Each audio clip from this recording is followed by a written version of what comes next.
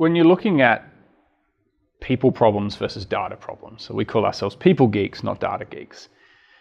That comes from wanting to bring a perspective that's based very strongly in industrial and organizational psychology.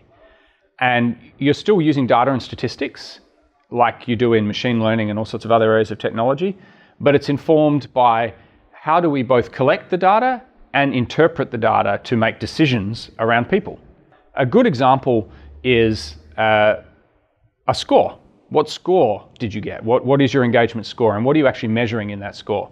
So the sort of standard way of doing this in psychology is to use what's called a top 2 box. So you're actually using like a 5 or 7, 9, 10 point Likert scale, and you're asking people whether they disagree or agree with a particular statement. And this is carefully constructed because what you're doing is you're specifying an ideal state, and then you're measuring to the extent that it occurs. And if you just take those numbers and convert them back to an average, so you get 3.6 or you get 72%, people are often comfortable with that because they're used to thinking about numbers in that way. But the problem is that number itself doesn't tell you anything. It actually doesn't describe anything about the company. In fact, you can often get the situation where the score is the experience that absolutely nobody gets.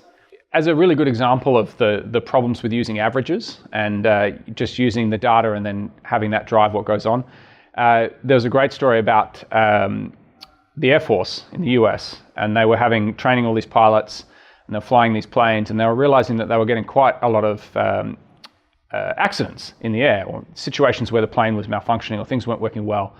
And they would do a deep dive on why, and they came down to pilot error for a lot. And there was more pilot error than they expected they should have. So they sort of, well, why is this? Why could it be the case? And one person deep dived on how they designed the cockpit. So he was looking at going, why are we getting all these errors? There must be something that's giving rise to it. And being the Air Force, they had carefully designed the cockpit. So what they had done is they had looked at every person that had ever flown a plane, and they'd taken all of their measurements, and then they'd averaged them to create what does the average pilot look like, and they designed the perfect cockpit to fit that average pilot. This person went back and looked at the data and asked the question, how many of the pilots that have flown a plane were average in size? And the answer was 0. So what they'd done was, rather than creating a cockpit that was, a really good cockpit for most people, they created a cockpit that was bad for everybody. It's the same problem. That's why you shouldn't use averages for this sort of data.